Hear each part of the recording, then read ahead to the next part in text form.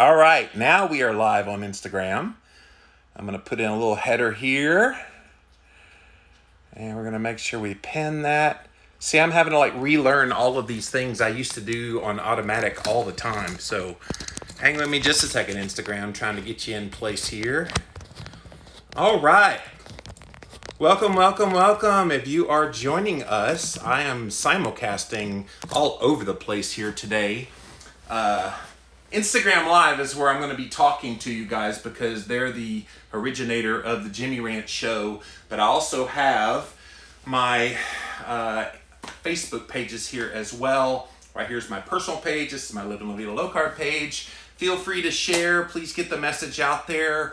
We want to have a ton of people on here today to talk about what I'm going to talk about. Let me see if I can get the picture in there. You like my new studio? I have professional lighting now. Got this nice couch I can just lean back on and just chill like a bill. Yeah, I like it. And then there's the Jimmy Rants logo. And over here is a picture of me with Dr. Steve Finney. You guys there can't see it, but there it is. So yeah, thank you for being here today. We are going to have a very special episode of Jimmy Rants because this is the very first one since I've been gone on sabbatical, the first one back. And so I have a whole lot of things to say. And I'm not real sure what to say or how long to say them, because if I just rambled on and on and on and on and on, we'd still be here 10 hours from now and I'm not done. I will let you know that a lot of the things that happened during the sabbatical will be coming out on various podcasts that I host, as well as on other people's podcasts. I got to be on the Mind Body Breakthrough podcast with Nev and Chris that aired today. If you missed that one, I'm going to warn you, I was pretty raw and real in there because I'm trying to help people. So let me back up. So for those of you that don't know, I went away for 6 months. I've had some people that said, oh, you were gone?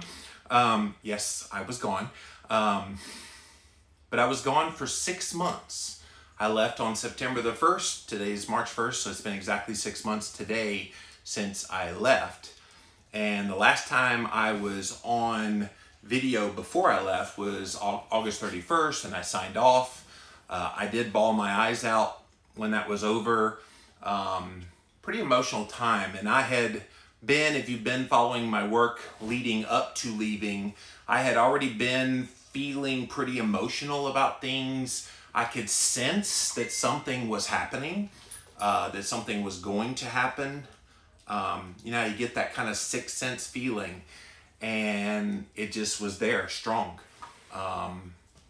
And so when I went away, I had a pretty major thing happen. Just 2 weeks after I left, I get a call from my sister who says, oh, our stepfather died. So this was a stepfather I didn't really have a whole lot of love lost for. And in my mind, the narrative was always, well, he was the one that had me sent away to live with my dad. And so I always regretted that. I didn't understand why. And so I was talking to my mom when I went to see her to try to console her for losing her husband. And I asked her point blank, you know, I really regret that you guys sent me away and that you had your husband send me away. She's like, oh, he didn't send you away. I did. I was like, what? And she said, oh, yeah, you don't remember what you did. And I'm like, what did I do? And she said, oh, you came after me with a baseball bat and threatened to kill me. And I'm like, whoa, whoa, whoa, what? She said I did that at 13. I was like, wow, okay. Well, I guess if that happened, then that explains why you had me sent away. I said, but you sent me to live with an abusive father, right? And she's like, oh yeah, he was very emotionally abusive to me, and I figured that would be better than if the stepdad saw you try to kill me again, he might have killed you. And anyway, I said, no, no, no. He was emotionally abusive towards me, but he was also very physically abusive towards me as well. And you should have seen her, you guys. She was shocked. She had no idea that that happened to me. I'm 48 years old now. That happened when I was 14 through 17. And my mom just learned about it like 4 months ago. So, needless to say, talking about childhood trauma is a must. And I feel like, you guys, I've been at this game for a very long time. I've been podcasting and blogging and writing books for 15 plus years. And never in all of my time of doing this in the health space have I ever heard anybody be so open and honest and explicit about this topic. And I think it's a topic that is long overdue. Not nearly enough people talk about these things. So we're going to talk about them. I think it's high time we start talking about these things, because if we don't get real with ourselves, if we don't get serious that there is an issue with what has happened to us in the past, if we don't talk about those things, then how in the world are we ever supposed to get beyond them? And I can tell you, when all of this revelation came out, it brought back all the memories all over again. And it really made me there for about half of the sabbatical. Made me dwell quite a bit on the ramifications of what happened, what it meant, how it has shaped my life, how it has shaped who I am, how it has become so much a part of me in ways that I didn't know, and not always in good ways. So stay tuned, guys, because we're going to go over like a lot of these little micro lessons that I learned all throughout. And it's not just something I can just, blurt out in one Facebook or Instagram live and get it all out there. It ain't going to happen. It's going to take months, probably years, to really unravel all the little intricacies of the things that I learned. As for the sabbatical itself, some people have been asking about this. What was the sabbatical like? How did you like it? And I will tell you that when I went away, my stated purpose in my mind was, I'll rest and relax, and I'll get away from the daily stresses, and I'll, commit to eating well and exercising regularly, and I'll get buff and lose weight and da-da-da-da-da. And then all this hit 2 weeks later. Can you imagine if this stuff hit? The stepfather was going to die at that time anyway. But can you imagine if I was still working and then that happened? I wouldn't have been able to deal with it like I dealt with it. The only reason I was able to deal with it was I had nothing else there. And when everything went away in the work and all I had was time, it let me think a lot about these things. And quite frankly, guys, I had no idea how much of that stress, trauma I was holding on to. And in hindsight, it makes total sense why I am the way I am. Because I'm a workaholic. I work harder probably than most people in this community. And I never understood what drove me to work so hard. I've just always been that way. And I've always said, well, I've got a good work ethic. I did learn from my dad because he owned various businesses. He was a restaurateur. He had 2 or 3 restaurants when I was a kid. I must have got his hard work. No, you know what I did? I was covering up pain. I was filling the time so I wouldn't have to think about and feel the stress and the trauma that was going on in my life. Guys, this was revolutionary for me. Like, I have long struggled with fat right there. I mean, the whole rest of my body's pretty darn skinny, tight. I'm getting stronger. I got some nice muscles building. You know, I'm doing all the right things, and yet that belly just likes to stay there. Can I get a witness, anybody? And what I found is it's unresolved trauma. And it's going to take time. It's going to take effort to forgive. And I am, by the way. I've forgiven my mom. And my mom and I, it was funny after we shared those revelations that she said I came at her with a baseball bat. And I came back with her telling her that I got abused by my dad. We were shell-shocked there for a few days to the point that we were just butting heads. And we got beyond that. And once we were beyond that, now she and I talk about every other day. And in fact, about a week ago, she and I talked for 90 minutes on the phone. I never talked for 90 minutes on the phone with my mom, and not just talked. We went deep, guys. Like, she told me things about my life, my brother Kevin, who passed away when he was 41 in 2008. She said all kinds of things, and we just have this flow amongst us. I have my mom, for the first time in my life, the real, genuine, authentic mom. I told her what I'd be doing with all this childhood trauma, talking about it so openly, and she said, go for it. It needs to be said. Because how many people just choose to sweep this stuff under the rug, acting like it's nothing? They act like, oh, well, that's in the past, just get over it. Well, I'm sorry, I'm not over it. You can't just get over it. Your body has to heal.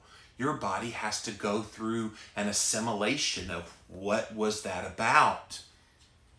And if you don't do those things, how are you ever supposed to move forward?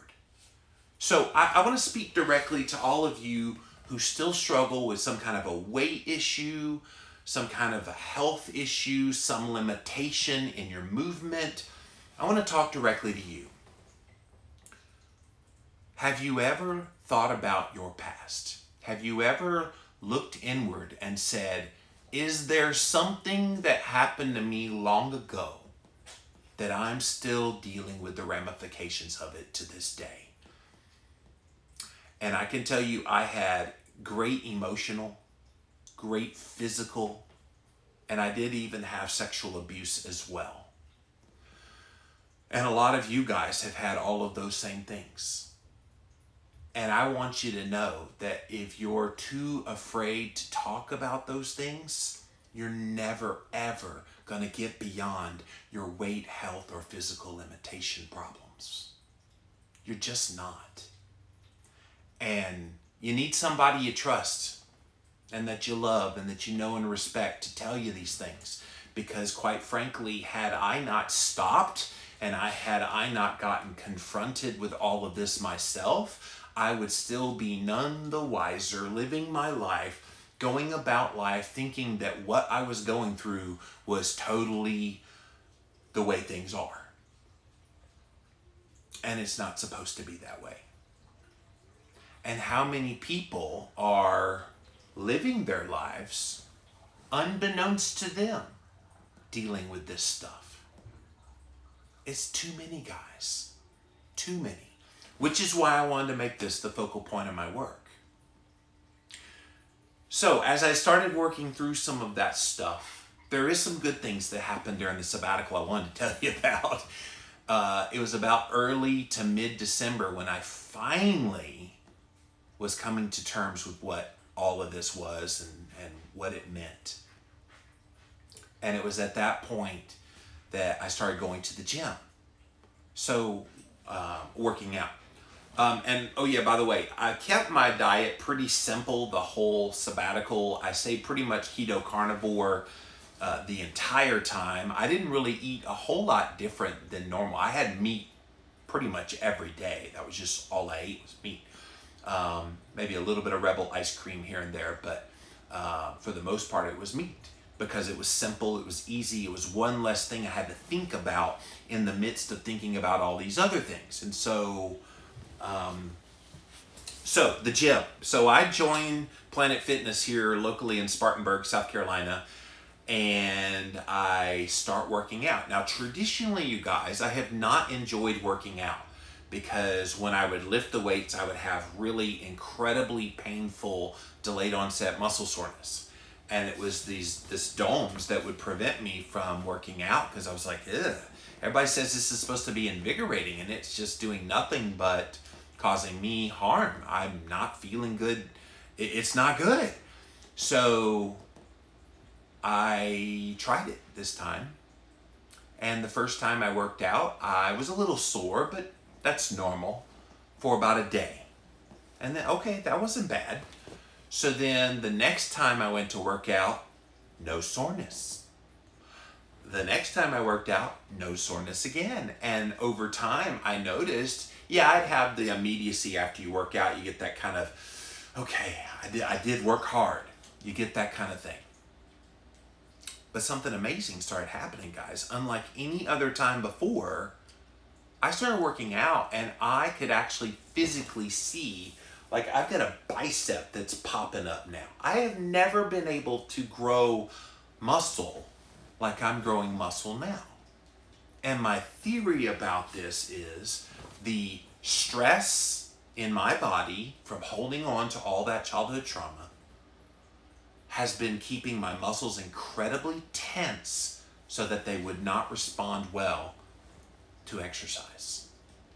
And I'd love to hear from some exercise physiologists if there's been any studies on this, but it makes sense if you think about it.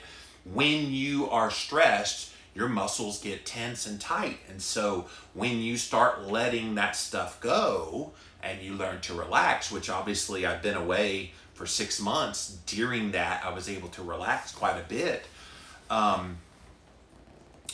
The muscles started to not be as tense. And now they're responding the way they're supposed to respond. So if you're one of those people that goes to the gym and you're just like, ugh, it just hurts so much, perhaps that's your first clue that you're holding on to some unresolved trauma, stress of some sort in your body.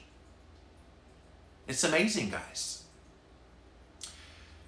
So what was it like not being online at all? Several people say, oh, were you itching to check social media? Were you wanting to check emails? Did you, want to do videos? You're on video all the time. Can I be honest? I didn't miss any of it. Not a darn bit of it. I loved every minute of not being here. I did. Call me crazy, but I didn't think I would. I thought I would be going crazy. But I didn't. I felt great. I wanted to be away. I deleted all of the social media apps off my phones by design because I didn't want to look at them. And I wasn't tempted one time. I did do about 3 or 4 videos, which I haven't shared anywhere yet. Early on in the sabbatical, like the first few weeks, I did a few videos here and there because I had talked about doing a video journal while I was gone. And I did those and I was contemplative and da-da-da, but I'm going, that's work. I just want to chill. Like I'm used to getting up at 4 a.m. and doing all my work and da-da-da, and I didn't want to do any of that. And it was glorious, guys. To the point that now that I'm back, I want to implement some strategies that I can't be away totally, but I can certainly carve out time where I am away for a period of time. So what's that look like in the day-to-day? So maybe 1 or 2 hours a day, I give myself to not be on social media at all, to really just do things for myself. If that means go and chill out for an hour, maybe watch a TV show I want to watch, maybe go take a walk, something that just gets me away from it in the day-to-day. In the week-to-week, maybe one day totally off of social media. And that's not the end of the world. If you're not on there every day, it's not the end of the world. So one day off weekly. Quarterly, perhaps take a week off. Where you just totally take a week off and you don't go in there at all. Now, I think these are very powerful mediums, Facebook and Instagram, but let's be honest. You can go on there some days and you can spend hours. And what do you have to show for those hours? You get to see all the fake lives that people live. Just gonna be honest with you. I know a lot of people do share their real life on there, but it's a lot of fake stuff, guys. And ooh, come use my affiliate code and you can get 15%, da da da. And I'm not against that. If that's you and you do that kind of thing, fine. But it just seems like all of social media is kind of dominated by that now. And I just don't think you need to be exposed to that all the time. So take a week off at a time, once a quarter. And then maybe once a year, a whole month off, maybe 2 months. So that's what I'm going to be doing. So in the day-to-day, an hour or two a day. In the week-to-week, maybe a day off a week. Each quarter, take a week off, and each year, 1 to 2 months off. That's going to help keep my sanity so I can keep being strong and not have to go away for another 6 months again, 2, 3, 4, 5 years from now. So that was cool. I loved that lesson. I loved the ability to learn that about myself, that I will survive. The world did go on without Jimmy Moore being here. Not that I didn't think it would, but it was great to see that. So as far as the day-to-day, what happened? Did I sleep in till like noon? No.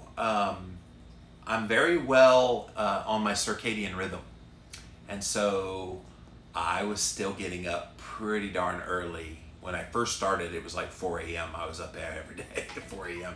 because I was so used to that. That was kind of my life for so long. I did end up in the midst of the sabbatical getting it to 5 to 5:30, but I'm always up at 5 to 5:30. So what did I do? I watched a little bit of sports. I decided to just do active chilling. So I have a hot tub back there, so I pop in it every day, at least 6 or 7 times a day. I've got an infrared sauna. I would just do things to actively relax. And I was a little concerned that my mind would race, that I would have thoughts of wanting to talk about keto, wanting to talk about fasting, wanting to look up things along that nature. Honestly, no. I didn't do any of that one single time. So I'm going to need somebody prominent in the community to kind of catch me up on what research came out while I was gone, because I have no idea. Which was odd, because I went 15 years in a row where I was the guy that everybody contacted. Well, what's the latest? But it was great, guys. Just the nothingness was so freeing. And it's not that I don't enjoy what I get to do. I am so happy to be back here today. You just don't even know it. But I will tell you, being away was so... Relaxing's not the word. It was cathartic to just not have to have that responsibility. And it's not that I'm not grateful for this opportunity. I get to have a platform and to talk to people and to do the things that I do. But being away was glorious. If this whole childhood trauma stuff had not come up, it would have been really glorious. But I now know in hindsight that was exactly what needed to happen. It was probably preordained. It was gonna happen. So I'm very happy that it did happen the way that it did, because now I'm coming back with a fresh perspective. I will tell you that some of these things that have happened have really opened my eyes to some of the things that I was doing. So before I left, I was doing 6 days a week of podcasts. And I was writing a book a year, and I was just go, go, go, go, go, go, go, go, go, go, go, go, go. And I now know that was a huge mistake. But I also now know that I was hiding a lot of pain. from the trauma that was unresolved through that workaholicism. Some people turn to drugs, alcohol, food. Mine was work. And so I'm back now. I ain't working as hard. This is fun to me, doing a Jimmy Rant, so I don't consider this work. And I've whittled down the podcast to Living La Vida Low Carb Show, because that one's literally never going anywhere. I'm going to do those Tuesday and Wednesday, but Tuesday we're going to air like Jimmy Rants. So one of these Jimmy Rants, like this one right here, will air on the Living La Vida Low Carb Show on Tuesday. Wednesday will be a new interview, and then Thursday I still do a podcast with Dr. Will Cole. It used to be called Keto Talk. We're changing it to Real Talk. Will and I had been talking even before I left on sabbatical about the show becoming a little bit stale, that we're getting a lot of the same kind of questions over and over and over again about keto, but we wanted to expand our horizons to talk about more than keto. So Real Talk enables us to do that.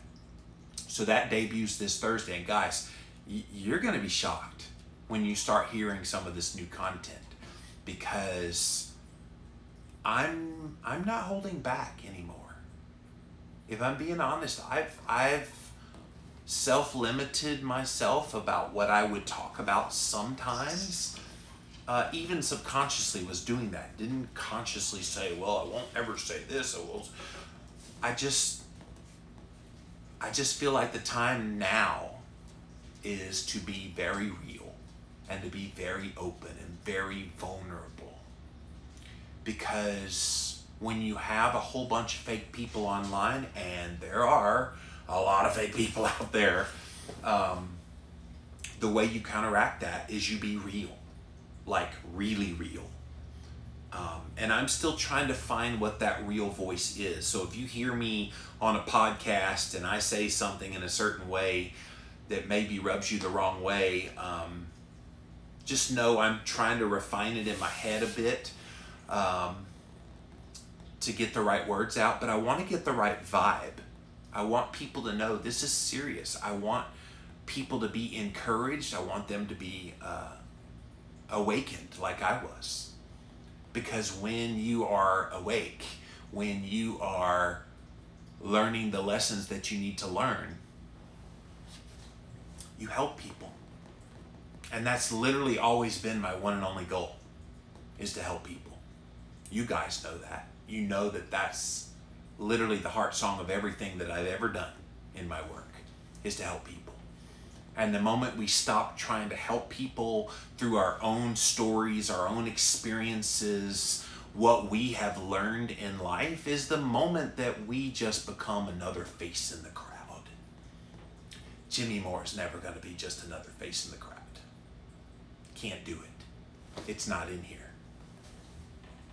I have to be real, you guys. And I plan on it.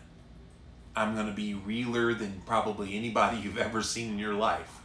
And I hope you're okay with that. I think the realness comes out of an appreciation for what I've been through.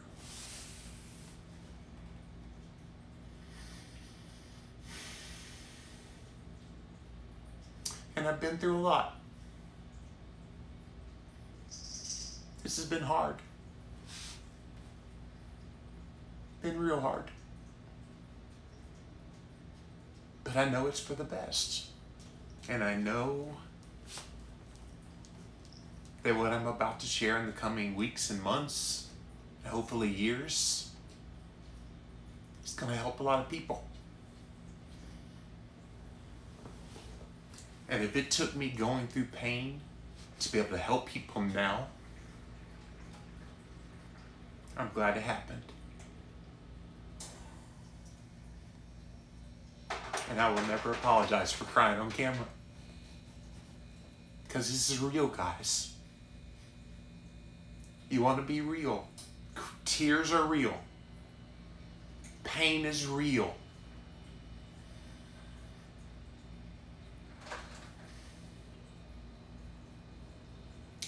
But knowing what to do with that and channeling it for a positive purpose is real as well. And that's exactly what I'm trying to do here.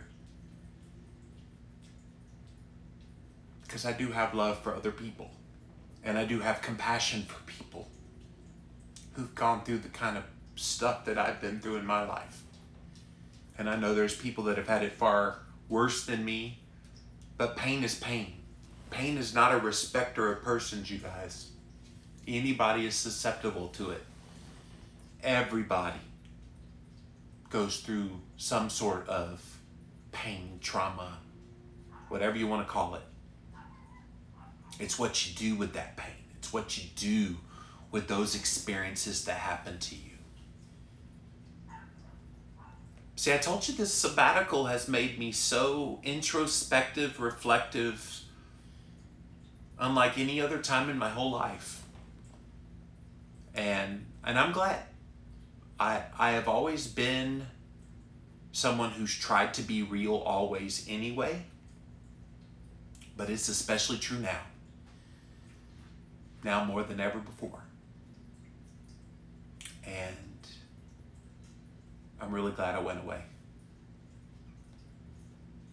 But I'm really glad I'm back because I love you guys. I have always enjoyed the interactions that I have with the people who follow my work. So if you're watching this on Facebook, Instagram, thank you. If you're listening to this on the Living La Vida Low Carb Show, thank you.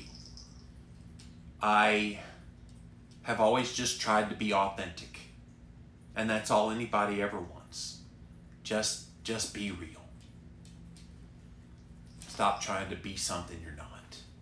And that's something I just can't do in my heart. All right, this is a show that's interactive, so I'm gonna grab my Instagram people right here. And again, I hope you like my new studio. I worked kind of hard on making this really sharp, so. All right, we're gonna stick you guys right here so I can look at your comments. I'm sure there's 1,000 of them here. And Facebook, sorry, I think I'm only gonna probably have time to do the Instagram, but if you wanna follow me over on my Instagram page so that you can interact for future Jimmy rants, it's at Livin' Low Carb Man is my username there. But I'm glad we were able to simulcast on Facebook Live as well. All right, let's see what you guys have to say. Welcome in, welcome in. Berkeley says, I'm on both of your feeds. So, hi, Berkeley. Welcome back. Missed you. Thank you, guys. I feel like Mr. Cotter today. Welcome back, welcome back. See, I'm showing my age with that reference. So, hey, guys, the gang's all here. So happy you're back. Notebook and pen in hand. Well, thank you for being here. I appreciate that. Waving as I drive to GSP. Hello, Carol. Thanks for being here. Hello from South Africa at 9 p.m. Yeah, when I announced I was doing this at 2 p.m. Eastern time today, the reason I did 2 p.m. was I thought, okay, around the world, that's kind of a nice, like, everybody can maybe listen at that point. I know some of my friends in Australia said they were getting up at 6 a.m. So thank you for watching wherever you're watching in the world. You were missed, but glad you found your happiness, says Debbie. Thank you. Yeah, I did. I found a lot of happiness. I found peace is what I found. And there was this uneasiness within me for a very long time that I could never explain. And now I've got such great peace in my heart. It's not even funny. You've been missed. Thank you, guys. Y'all are so sweet. Thank you for telling your story. Yeah, this story is too important not to tell. Yeah. Let's see. Great to see and hear you again. Healthy Mission Wellness. Thank you. I retired the day you left and have looked forward to this day. So, Mandy, maybe I should have retired that day too. Congratulations on your retirement, though. That's awesome. It's crazy how we suppress things, says Mommy's running on empty. And by the way, while I was gone, one of the cool things that I did on my Instagram page, you Facebook people may not know I do this, I've been featuring Jimmy Friend Instagram takeover posts. And so I put out the call for these people to have success stories to send me their story And I prettied it all up for them, and my people would post that and everything. And so we're going to continue that, by the way. So if you're on Instagram and you have a story you want to share where I can tell people about your Instagram page, please send it to me. But Mommy's Running on Empty's one I did recently, and she also is dealing with some of this childhood trauma stuff. So I'm really proud of you, girl. Just keep it up. You got my wheels turning, says Austin. Well, I'm hoping all of this work I do, you guys, and there's going to be a lot of it. Like, I'm going to give you a heavy dose of this childhood trauma stuff throughout all my platforms. It's not all I'm going to talk about. I'm obviously still into keto, still into carnivore and fasting and all the things I've been about, but this is too important to just ignore. So on Wednesday's episode of the Living La Vida Low Carb Show, I've got a clinical psychologist friend of mine. He lives down the road in Greenville, named Dr. Jay Wiles. Jay may even be on here. And he and I went 90 minutes just getting deep and serious. And you're going to see a side of me you've never seen before. I mean, I'm trying to be a little more that way with you here today, but even more so on these podcasts. I've already interviewed a few people that have gone through childhood trauma. I'm going to have a whole bunch more of them. Hold on to your hats, you guys, because you're going to see and hear things you probably never thought you would ever hear from me and the kind of content. And it's not that I've ever been afraid of it before. I just never knew it needed to be addressed near to the degree that I know now that it needs to be addressed. These things all fuel our food addiction. Yes, they do. Mommy's Running on Empty says, I will not be quiet for anybody else's comfort. Good for you. And neither will I. I'm over that. One is not worse than the other. Any abuse leaves its imprint for life, says the diet specialist. It's why I don't want anybody comparing, well, I only went through emotional abuse, so therefore I can't really say a whole lot because there's been people that have been beat to a pulp and sexually abused, and so that's far worse. No. Abuse is abuse. Let's just be real. Let's just be honest with ourselves that we don't need to cover up what happened to us. What happened, happened. And we need to admit it. And we don't need to be afraid to talk about it because it happened. Joseph says, I truly hope positive help comes from your current messaging. I implore you to explain why you're heavier now, your neck size, the jersey disguising your size, all on carnivore. I will show you my belly, guys. I'm not afraid to be real. That's smaller than it was when I left on sabbatical. So Joseph, I know you were trying to embarrass me, buddy, but I just countered that with realness. And I don't apologize for my belly at all. I explained it quite frankly that the reason why I still hold on to belly fat is I'm still working through this trauma. And I'm really happy that you don't have to deal with stuff in your life where it makes it easy to play the comparison game. I don't compare my journey with anyone else's because my journey is my journey. My journey is what I'm going through at this moment. And if that's not good enough for you, please move on. I mean, this message may not be for you, but let's not pretend like that you have all the answers for everyone. And I'm going to keep sharing, and I'm going to keep being blunt. And I have been the first to admit I still have a belly. So thank you for your comment, but highly insensitive. I would suggest you move on. Hiding away from having to feel. Yeah.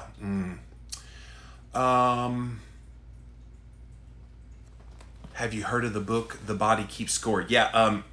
Eat, Be Fit, Explore. I have had so many people recommend The Body Keeps Score that I am definitely getting the book. I also I have reached out to the author about having him on my podcast. And so, yeah, I hear it is an incredible book, gives so much perspective on the impact trauma and how it affects your body, why I still have a belly.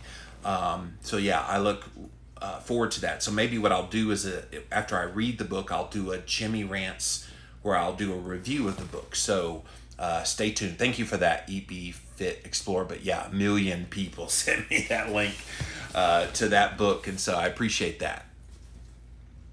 You're gonna do great things because of this, says Keto Pure Al. Thank you. Every time we forgive, the chains are broken. Oh, and isn't that true? And I can tell you today, I have empathy for my abusive father. And people are like, how do you have empathy for him? He caused you such harm that you're still dealing with the ramifications of it to this day.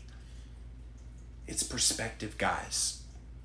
I learned that he had an alcoholic father who was physically, emotionally abusive to him and his brother and to my grandmother, who's now deceased.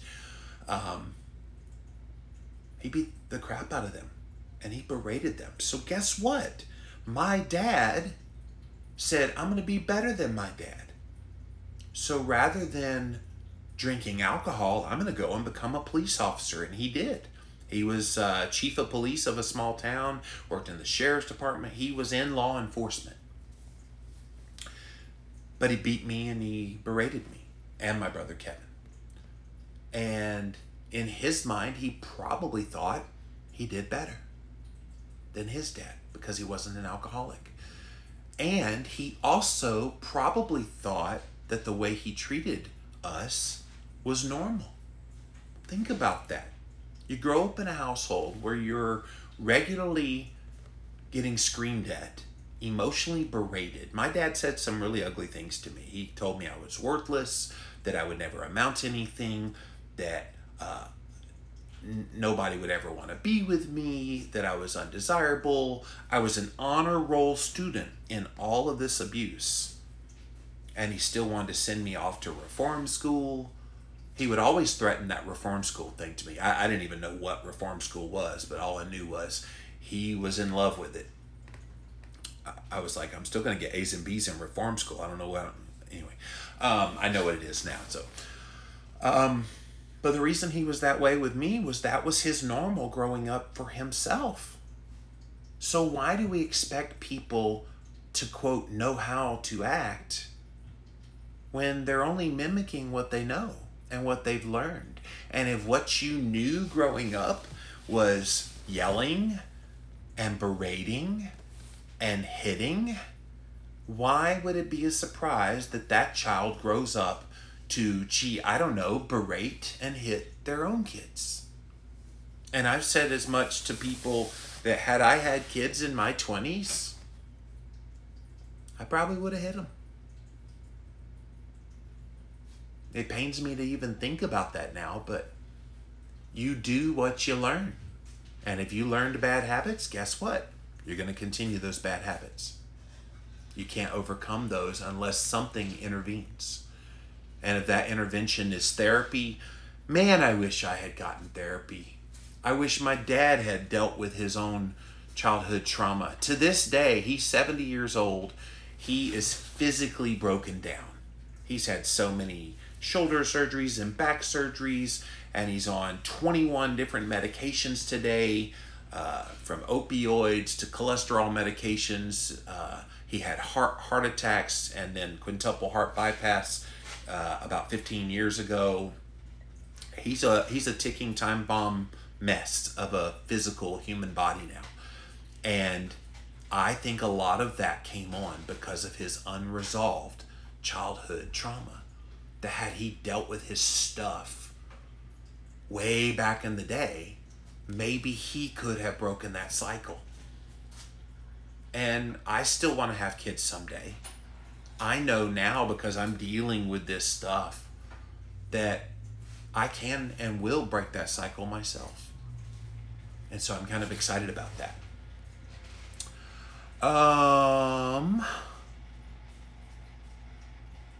Thank you for being here. Oh, everybody's getting on Joseph. Yeah, Joseph, he was insensitive. It is what it is, guys. But thank you for having my back.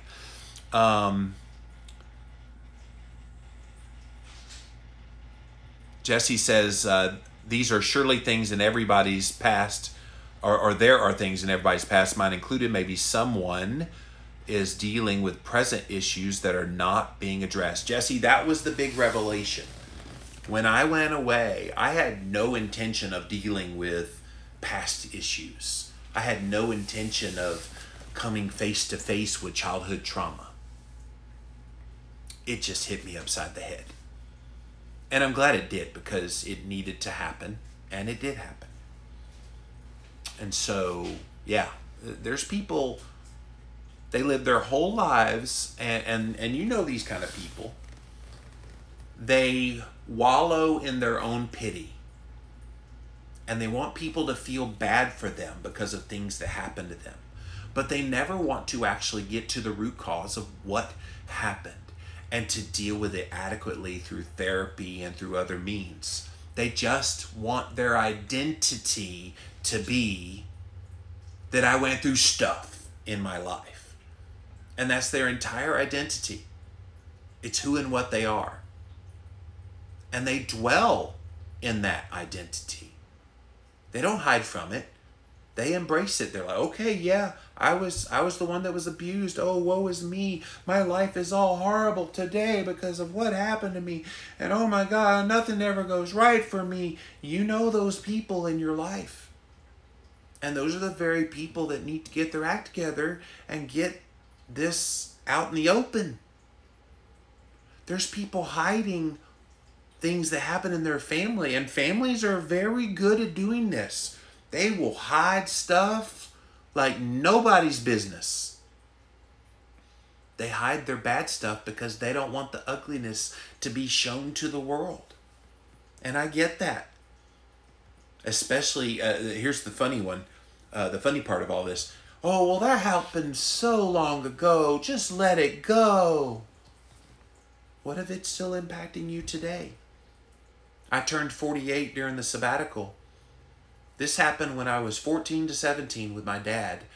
And if you listen to my podcasts coming up, you'll hear that the genesis of a lot of these things started when I was 10. So listen, I know Dr. Jay Wiles and I talked about this on Wednesday's podcast on the Living La Vida Low Carb show coming up. And then Will and I talked briefly about it as well on Real Talk on Thursday. So listen this week, you guys, llvlc.com. But people, they don't really want to get into it. And families sweep it under the rug and know that was so long ago. Move on with your life. How can you move on when those experiences shaped who and what you are? Like, I've even thought about this, but for the abuse that happened to me, trying to put a positive spin on this, but for that abuse, what qualities about me now would I not have? Like, would I not have the compassion I have for other people? Would I not have a generous spirit? Would I not try to be kind to everyone? I don't know. Like, did those experiences shape my personality that dramatically that it became who I was? I don't know. I do know this. Those bad experiences are going to help people now. Because had I not gone through them, I couldn't be articulating what I'm articulating to you guys here today. Pink Pudgy HFLP says, I think many people have gone through this. The question is, how can you move forward without healing, or while healing, instead of swallowing your anger and pain? And see, that's the thing. When I started first talking about wanting to do the childhood trauma as a topic, I was a little concerned because sometimes people get re-traumatized when you bring this stuff back up again. And my goal is never to re-traumatize anyone. My goal is just to help them. And so I will be recommending various people to go talk to. If you don't have one already while you deal with this, I would highly recommend you get you a life coach, a licensed therapist, someone that can help you get through all of this stuff. because it's going to take some professional help. Such great things happening for you. Thank you, Bonnie.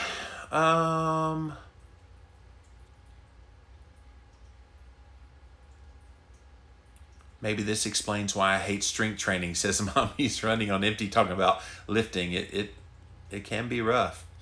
Let me see if I can skip forward. Once I finally signed my divorce papers a couple of months ago, I've now completely changed, says Ketosaurus Jax. I have my first crush in 3 years. I'm excited to exercise, and I've already lost 20 pounds. Yeah, working through your stuff, it definitely helps. So good for you. I'm really proud of you. Happy to have you back. Can't wait to hug you at KetoCon, says Healthy Keto Chick. Yeah, I will definitely be at KetoCon this year. I'm not speaking because while I was away is when they picked the speakers, but I will be walking the floor. I am speaking at 2 of the ADAPT events coming up. So the ADAPT Winchester, Virginia is in mid-March, and then late March, the ADAPT North Atlanta, I think it's Ackworth, Georgia. I'll be speaking at both of those, and I'll be doing a talk on childhood trauma. I'll also be speaking on my event, the Low Carb Cruise, coming up in May. And so far, that's all the speaking gigs that I have confirmed. The Bacon Experience, I hope you have started therapy to start working on it. Yep, I sure have, Dan. Thank you.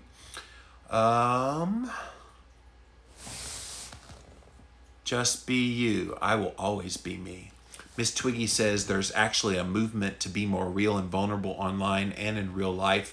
It's quite refreshing. Well, Miss Twiggy, I'm trying to be one of the leaders, at least in the keto space, to talk about that. Jeff says, please be as real as it gets. I don't know any other way at this point.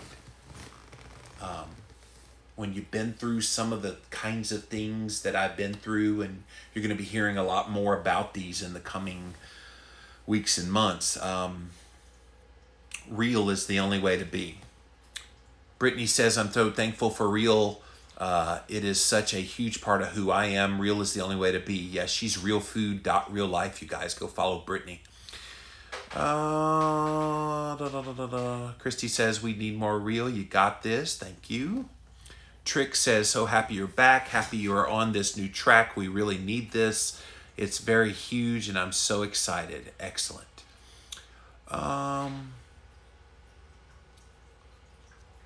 Healthy Keto Chick says, I'm very curious about what you learned about yourself through your childhood trauma and how it has helped you. I too need to deal with some past trauma that I have not dealt with. So the biggest thing that coming face to face with this has done for me is it's made me think about it. Like, I never gave a thought to what had happened in the past, because I always said it happened back there. It's not happening now. That was wrong. I now know that those experiences still shape who I am today. And if I don't acknowledge the role that those things played, it's almost like cutting off a part of your body. Here, let's see. We don't use our left arm that much, so let's just chop it off right at the shoulder. Would you function very well? You don't use that limb that often. If you're right-handed, you don't use your left, so that would be silly, right? But that's what we do when we don't acknowledge this part of our past, this part of who we are, part of how we got to where we are. And that's the biggest thing I learned dealing with this childhood trauma is I have to acknowledge some stuff happened. And it's okay. It happened. There's nothing you can do to change what's already happened. What you can do is move forward from here and realize that what happened wasn't the end of the story. What happened sucked, yes. Getting past that was necessary, yes. But it didn't define my life. I think about how much I was able to accomplish in my life. I've been very successful writing books, 3 international bestsellers. I've done okay for myself. Can you imagine what life would have been like had I had like 2 loving parents that really strongly nurtured me and encouraged me in my gifts and talents and gave me all the opportunities in the world. Might have done something even bigger. But our story is what it is. So we don't need to wonder what if, we just need to wonder what. And then once you know the what happened was I had some stuff. The what is overcoming that stuff, and despite that those things happening, still finding a way to be a productive member of society. That to me is the big lesson here. I'm sorry that you've been through so much hurt, says Bonnie. I so much respect you for sharing and helping us all. I'm not even close to being done yet, Bonnie. Just you wait. Jess says, I missed you. I'm proud to call you a mentor. Oh, thank you for that. My eyes are watering again. Brittany says, moving to the place where you are now, thankful for that pain. It's a deep sign of healing. I'm thrilled, or I too am thankful for the hell that I've been through.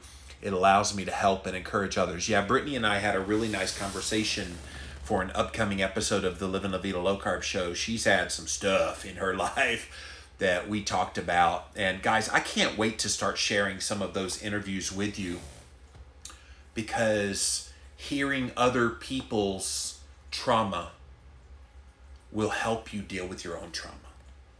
And it's one reason why I wanted to start bringing that material to the forefront, is not enough people are talking about this. And some people are like, well, this has nothing to do with health. Oh, this has everything to do with health. We forget mental health is a part of your health. We forget the psychology of who you are is health. And all of that mental and psychological struggle, you don't think it impacts your physical body? You got another thing coming. I got a big belly that shows you it impacts your physical body. There's people out there that are dealing with autoimmune disease that will tell you it impacts your physical body. So all of this has to do with health. Tiny Keto Eats, of you being so real. That's weird.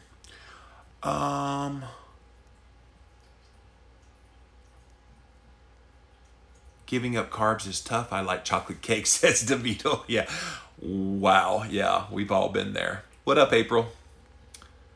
What I like to do is get on the treadmill. Oh, yeah. Work off some of those things. So happy you're back. All right. Do you stick with one kind of meat? Yeah, I like ribeyes quite a bit. I'm running out of time on Instagram. I'm going to stick around after, so stick around, Facebookers. But Instagram, thank you for being here. I'm going to try to get a few more before I run out of time. It's giving me the countdown now. So, Cat Possible, resolving childhood trauma is a massive undertaking. I cheer you on, sharing how raw and tender that is. I've been there, and it's definitely the heart of my addictive issues. Betsy Lou says, glad you had a good sabbatical. You had time to deal with past issues. You inspire so many. Let's see. Never apologize for who you are, says Mandy. Thank you. I admire your realness, says the keto artist. I would take you and real over fake any day. Thank you. Casey says, you're a badass. I'm loving this new version of you. Thank you. Man, I wish I could get to all of these comments. You guys are really good. Yellow-eyed one, any abuse wears on our minds, our thoughts. It's always there. Verbal abuse also applies. Yeah, the thing is I have a pretty good memory, and so I have a lot of videos on replay in my head early and often. So, yeah. You're opening the door for others to share their story. Thank you. Abusers often gaslight their victims. Yeah, sadly, that is true. Jessica, when we are children, we take the things our parents say to us as the truth. It takes years to unravel. Poor ketovore, my dad's exact same words to me. It still affects me to this day. Let that go, dude. Let that go. Guys, I wish I could get to all the comments, but thank you so much for watching here today. There's going to be a whole lot of Jimmy rants, so don't you dare go anywhere. We'll be back again real soon with another episode of Jimmy Rants. We'll see you later.